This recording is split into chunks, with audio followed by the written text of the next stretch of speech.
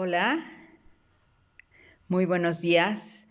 Estamos hoy en un día muy importante, muy importante, que es el día de Pentecostés, Domingo de Pentecostés. Probablemente para muchos no tenga mucho sentido, o no tenga ningún sentido, o no conozcan qué significa eso de la fiesta de Pentecostés. Pues resulta que la fiesta de Pentecostés es el día de la venida del Espíritu Santo. Se recuerda el pasaje del Nuevo Testamento en el que después de que Jesús se fue al cielo manda su Espíritu y se ha asignado como también una fiesta para nosotros, para recordar, para hacernos presentes, para acercarnos a esa persona. ¿Y qué creen? Esa persona es nada menos que Dios, ¿no? Es una de las personas. Dios sabemos que es uno y al mismo tiempo es trino, que es uno, pero son tres: el Padre, el Hijo y el Espíritu Santo. Un misterio muy difícil, no lo podemos entender, y me recuerdo ahora de una historia que alguna vez escuché de que San Agustín, deseando entender el misterio de la Santísima Trinidad, cómo es eso que Dios puede ser uno y trino, caminaba por la playa y vio a un niño que hacía un agujero, un hoyito en la tierra, en la playa, y caminaba de tanto en tanto hacia el mar para llenarlo con el agua, ¿no? Y le pregunta qué hace, y él dice que es que quiere meter el mar en ese agujerito. Y entonces él entiende que eso es una monición, una anuncio, un mensaje de que no lo puedes entender, ¿no? El niño no puede caber el agua del mar en el agujerito que hace el niño, ni puede caber entiendemos nosotros, no puede caber en nuestro entendimiento qué es eso de la Santísima Trinidad.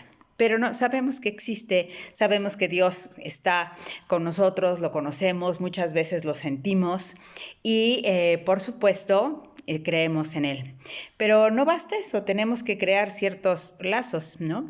Fíjense, todos estamos llamados a una cosa muy interesante que se llama la unión hipostática con la Santísima Trinidad. O sea que tendríamos que hacernos uno con ellos, o sea, llegar a una unión perfecta con el Padre, con el Hijo y con el Espíritu Santo. Y resulta que, bueno, a veces el Espíritu Santo es el gran desconocido. Pero a mí me gustaría que empezáramos desde el origen de esta celebración o de este día. ¿Por qué se llama Pentecostés? En realidad viene también desde el Antiguo Testamento, así como se acuerdan que reflexionábamos la Pascua, como es una obra del Padre, como Él crea, ayuda, apoya la liberación de Egipto, apoya a Moisés y logra que el pueblo salga y lo acompaña por el desierto. Esa es una obra del Padre, pero también vimos cómo Jesús es maestro, enseña, viene, se hizo como nosotros, es verdadero Dios, es verdadero hombre. Bueno, cosas muy difíciles de entender, pero que sí las podemos aceptar.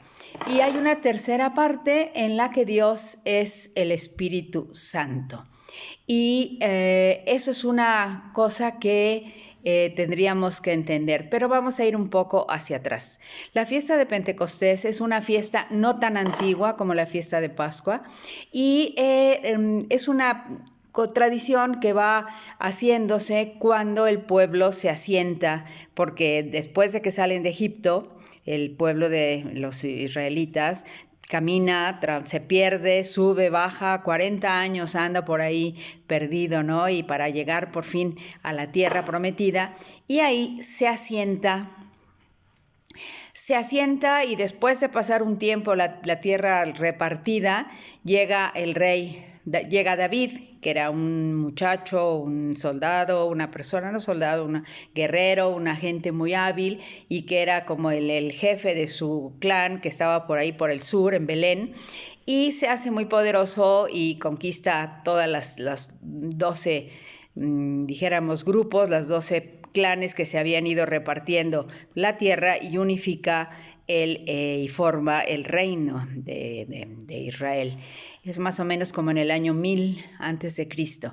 Pero entonces que lo interesante de ese momento de la historia es que al asentarse dejan de ser un pueblo que anda rodando, que anda caminando, que andan peregrinos, ¿no? Que son nómadas, y se convierte en un pueblo sedentario. Y al convertirse en un pueblo sedentario, pues aprende muchas cosas. Por ejemplo, algunos aprenden a leer y escribir, se asientan al escribir la historia de lo que han ido viviendo, y otros cultivan la tierra.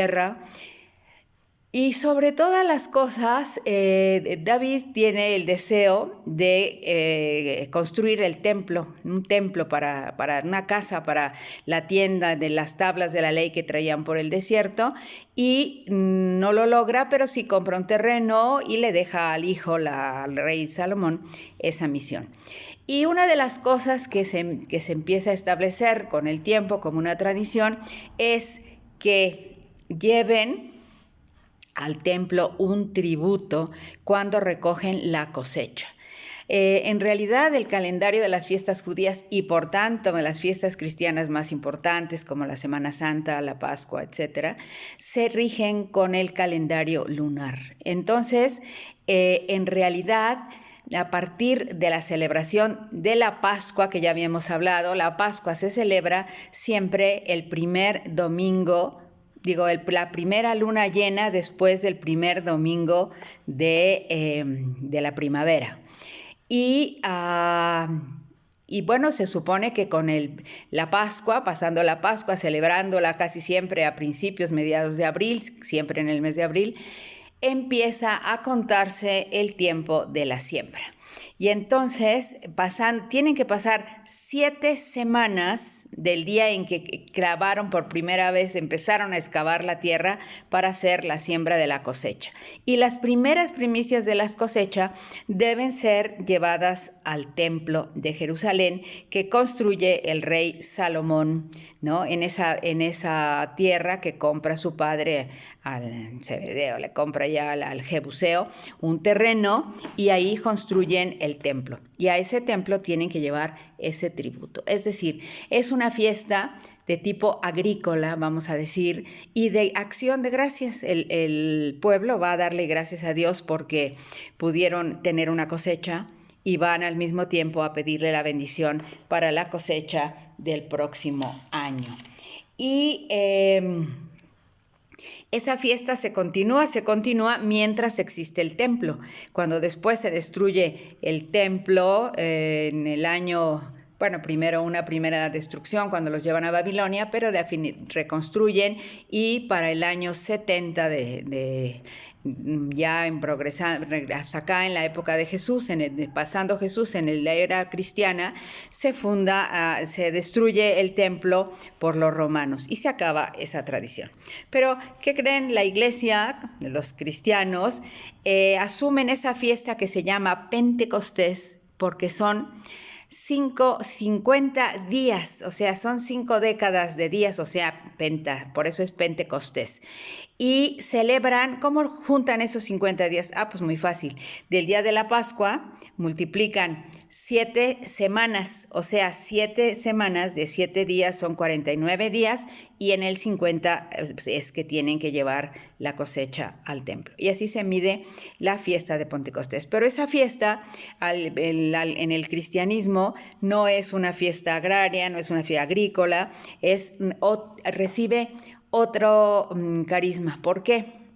Porque resulta que cuando Jesús está en la tierra, cuando hace toda su obra de evangelización, él hace un gran esfuerzo para que los apóstoles, por juntar un grupo de charrapastrosos, eran muy honorables, pero eran ignorantes, eran duros, eran resistentes a muchas cosas, y Jesús continuamente les dice, pero ustedes cómo son difíciles, pero cómo son de cabeza dura, ¿no?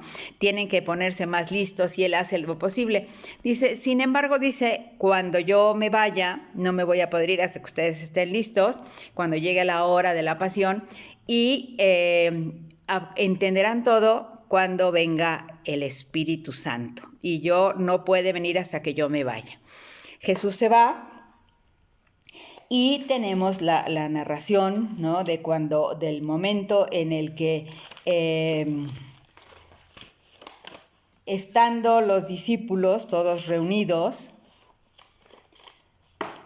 recién pasa, primero que nada es la pasión, y durante la pasión todos los apóstoles se diseminan por allá, se pierden, se esconden, excepto Juan, Y Jesús le deja la encomienda a la Virgen de recogerlos a todos, de cobijarlos, de curarlos de la cruda moral que van a tener por haber abandonado a Jesús, y así sucede. Y entonces empiezan a volver, la Virgen los acoge, y siguiendo las recomendaciones que Jesús les había dicho de que estén todos reunidos siempre juntos y que estén en oración, porque Él va a enviar al Espíritu Santo, va a enviar a su Espíritu Santo para que les haga entender lo que no entienden y como que cierre la obra de su trabajo en el mundo, de su ministerio, para confirmar a la iglesia y formar a los apóstoles.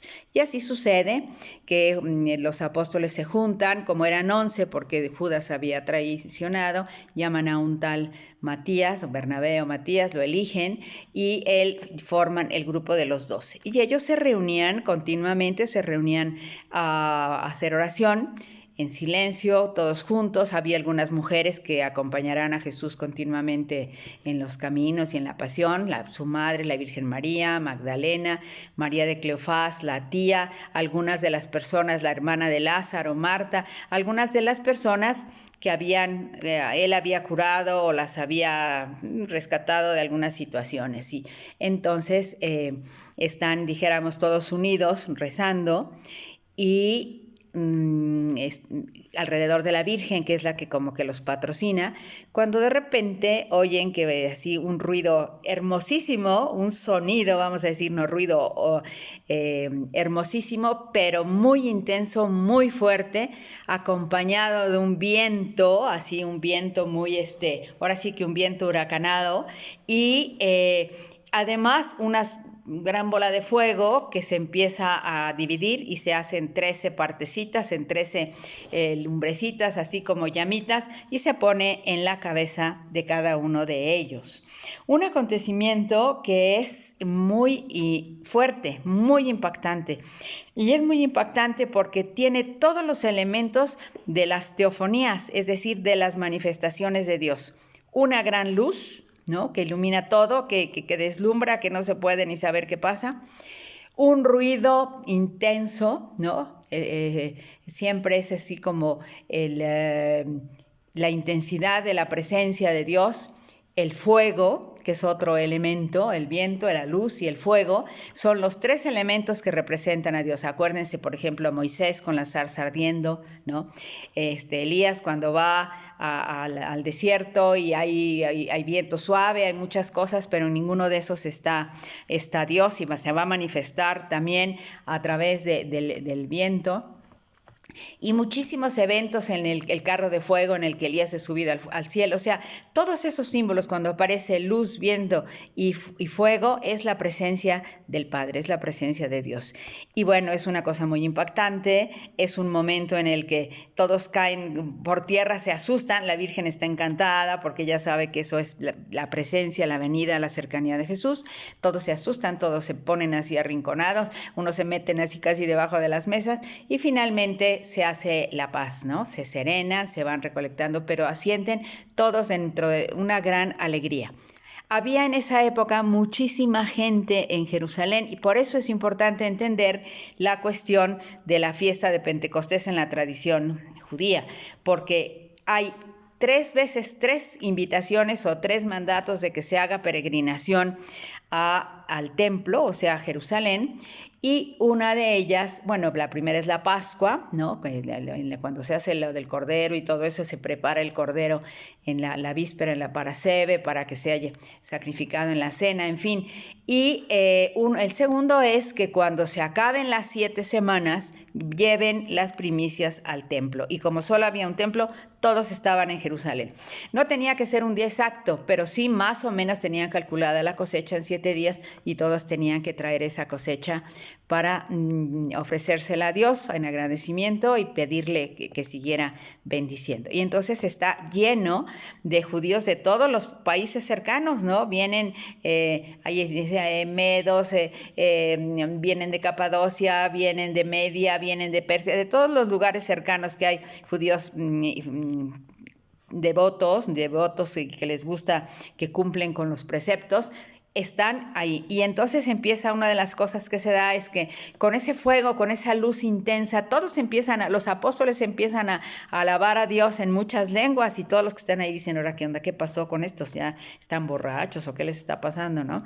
Porque no hablaban, sino que alababan a Dios, no les predicaban a ellos. Ellos van a tener que aprender las lenguas más adelante, pero eso es como una manifestación grande del Espíritu.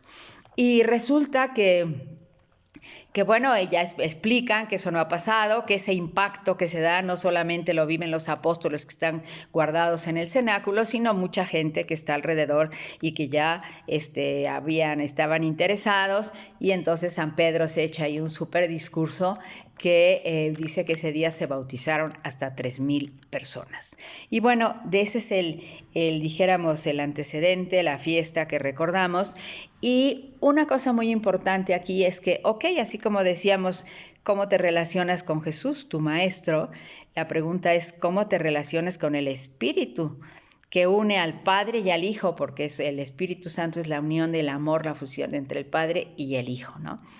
Ya les digo, insisto que eso es muy difícil para mí de entender. Lo más claro que yo he podido lograr, y a veces en las catequesis lo explico, es que el Padre, el Hijo y el Espíritu Santo son como una pirámide de 3 lados, ¿no? Hay una base, porque ellos son todos lo mismo, son Dios, y tiene 3 ángulos, 3 lados, ¿no? 3 perfiles que son el Padre, el Hijo y el Espíritu Santo. Entonces, con cada uno de ellos se supone que la plenitud de nuestra religión, de nuestra fe, de la práctica de nuestra religión es llegar a esa relación con ellos, ¿no? No llevarle la fruta, no dar dinero, no ir a la mejor a los actos de culto. Sí, esos son medios, pero a lo que hay que llegar es a tener una comunicación con cada uno de las 3 personas, con el Padre, con el Hijo y con el Espíritu Santo. Los grandes santos es a lo que llegan, ¿no? Es a lo que hacen en vida, logran hacer ese camino. Entonces, pues, lo interesante de este asunto es que el Espíritu Santo viene para dar, ¿no? O sea, en el caso del Antiguo Testamento, ellos llevaban las primicias que ciertamente habían recibido del Espíritu Santo y le pedían más para la próxima vez, ¿no? Y en este caso es el Espíritu que quiere llenarnos de sus dones. Se supone que hay una serie de dones que el Espíritu Santo nos hace el favor de regalar, ¿no? Y esos son los enumera San Pablo, los frutos, porque eso sí, hay los frutos del Espíritu, los dones del Espíritu Santo y los frutos del Espíritu Santo. Yo siempre he dicho, ¿por qué tiene que ser una lista dividida? Son muchos, pues que sean todos dones. No, Señor, lo que pasa es que los dones Él nos los da. Y los frutos son lo que nosotros logramos con ese fortalecimiento, con ese empuje, con esos hombres nuevos que nos hace la fuerza del Espíritu Santo. Entonces, si tú, por ejemplo, sientes que te falta, por ejemplo, qué sé yo, paciencia, ¿no? Que no es una de las cosas que te caracterizan, pídele al Espíritu Santo sus dones, pídele al Espíritu Santo, ¿sí?, que te dé consejo, que te dé entendimiento, que te dé ciencia, que te haga una persona, y que con eso tú puedas llegar a ser una persona amorosa, ¿no? Si tú tienes mucha dificultad, por ejemplo, para tener dominio, te tienes unos arranques horribles, pídele al Espíritu Santo que te dé, ¿no? Ese don de fortaleza que te pueda dar el dominio, ¿no? Que a ti te cuesta mucho trabajo rezar, pídele el don de piedad. Él está encantado de que tú le pidas. Fíjate, en todas si tú revisamos así en la Biblia, las personas que van recibiendo o son objeto de un milagro, son siempre personas a las que casi Jesús les pide permiso, ¿no? O sea, ¿tú quieres esto? Órale. Tú quieres algo, quieres que te cure, me vienes a pedir que la curación, vienes a decirme eso para que yo te ofrezca o te dé algo, salud, paciencia, fortaleza, que resuelvas tu problema. Pues pídemelo, dime que sí y yo te lo voy a dar. O sea, no andan repartiendo así como si fuera piñata, ¿no? Los regalos. Entonces, yo creo que nosotros tenemos que tener como mucho autoconocimiento. Tenemos que hacer mucha reflexión sobre cuál es nuestra manera de vivir nuestra vida, nuestro trabajo, nuestras relaciones, y de alguna manera que de todo lo que nos ha enseñado Jesús hemos logrado y qué no hemos logrado, ¿no? Entonces, pues ahí está el Espíritu Santo. Rápidamente Él dice, ¿qué quieres? Ya ni Amazon siquiera, ¿no? Rápido, yo te doy, ¿qué quieres dónde te falta? ¿Qué necesitas fortalecer en tu vida? Yo estoy para ayudarte, pero tú también estás para pedírmelo y para mantenerte en una comunicación conmigo. Y bueno, pues yo creo que pocas veces pensamos en esto, ¿no? Para mí fue un gran descubrimiento el que con quién te estás relacionando, con el Padre, con el Hijo, con el Espíritu Santo, o sea, ¿de qué se trata? ¿No son alguien importante en mi vida o nomás hago oraciones para pedir y voy a misa para que no me vaya al infierno y trato de no matar, no robar, no hacer cosas grandes que sean malas, sino pues a írmela llevando, ¿no? Y yo creo que no, que nos estamos perdiendo de algo tan maravilloso como es poder llegar a crear una comunicación con Jesús, ¿no? Por ejemplo, lo que nos Teresa de Jesús, que fue maestra de oración, nos dice eso, ¿no? Tratar de amistad con el Señor es la meta, como quien trata con un amigo porque sabemos que nos ama. Igual con el Padre es la fuente de la vida, es el que nos da, es la providencia, es el que nos marca el camino, es el que toma, como quien dice, el que ofrece las decisiones, ¿no? Y el Espíritu Santo pues son como la fuerza, la unidad entre el Padre y el Hijo que están para ayudarnos a llegar a la meta, que Jesús nos dejó muchos medios, pero que esta sigue siendo una poderosísima y que no podemos desperdiciar. Así pues, yo te invito a que hoy, Día del Espíritu Santo, te hagas una pequeña revisión, le dediques un ratito y le preguntes qué onda conmigo y qué onda contigo y a qué podemos llegar, ¿no? O sea, podemos tener una amistad, por favor, ayúdame, dame piedad, ¿no? Dame iluminación, dame entendimiento, dame consejo, dame temor de Dios, dame fortaleza, todas esas cosas que son los dones del Espíritu Santo. Pues bueno, muchas felicidades porque hoy es un día en el que el Espíritu se pone muy generoso, que ya lo es mucho, y en el que nosotros pues tratamos de acercarnos a esa fuente de santidad, de alegría, de paz, de amor. Todo eso son los regalos que el Espíritu Santo nos ayuda a fructificar a través de sus dones. Pues que tengas una temporada muy feliz y que recibas todos los dones que solicitas al Espíritu del Señor. Muchas felicidades y que tengas un muy buen día.